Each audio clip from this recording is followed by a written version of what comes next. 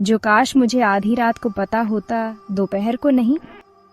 कुछ कहानियां ऐसी होती हैं कि उन्हें न ही बताया जाए तो बेहतर है, पर ये वाली मुझे शेयर करनी ही पड़ेगी। लोग उसे किलर ब्राइड कहते हैं। लाल जोड़े में 4 दूल्हों का दावा करती है। हर एक सुबह तक बेजान मिलता है। पुलिस हैरान है और ये लेजेंड बस बढ़ता जा रहा है। क्या ये उस पार से लिया गया बदला है या कुछ और भी ज्यादा डरावना? आखिर तक देखना, क्योंकि एक बार जब आप उसकी कहानी सुन लेंगे तो रात में शीशे कभी सेफ नहीं लगेंगे।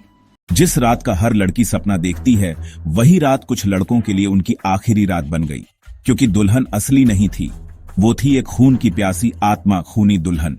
ये कहानी है उत्तर प्रदेश के एक छोटे से गांव सुपलपुर की। साल 2012 में यहाँ एक लड़के की शादी धूमधाम से हुई, लेकिन सुबह पूरा गांव सन्न रह गया। दूल्हा अपनी शादी की रात ही मरा हुआ मिला। सबने माना हार्ट अटैक हुआ होगा, पर असली झटका तब लगा जब अगले 3 सालों में 2 और लड़कों की मौत ठीक वैसे ही हुई, शादी की पहली रात, और वही लाल जोड़ा।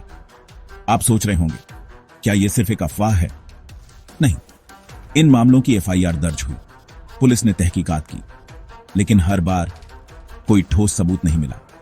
न कोई जहर, न कोई चोट, बस एक अजीब चीख और कांच टूटने की आवाज। और सबसे हैरानी की बात, हर बार दुल्हन की कोई तस्वीर नहीं मिली, न वीडियो में चेहरा, बस धुंध और एक परछाई। शिवम नाम के युवक की शादी हुई 2012 में। दुल्हन सुंदर थी, शांत थी, ज्यादा बोलती नहीं थी। शादी की रात शिवम के कमरे से जोर से दरवाजा बंद करने की आवाज आई, फिर सन्नाटा। सुबह जब दरवाजा नहीं खुला तो परिवार ने तोड़ा। शिवम की लाश पलंग पर थी, आंखें फटी हुई, जैसे किसी ने डर के मारे मार दिया हो। लेकिन दुल्हन कमरे में कहीं नहीं थी, न दरवाजा टूटा था, न कोई बाहर गया। ठीक 14 महीने बाद उसी गांव में एक और शादी होती है, अर्जुन की। फिर वही जोड़ा, वही मौन दुल्हन। और अगली सुबह अर्जुन की मौत भी वैसी ही, आंखें लाल, शरीर नीला।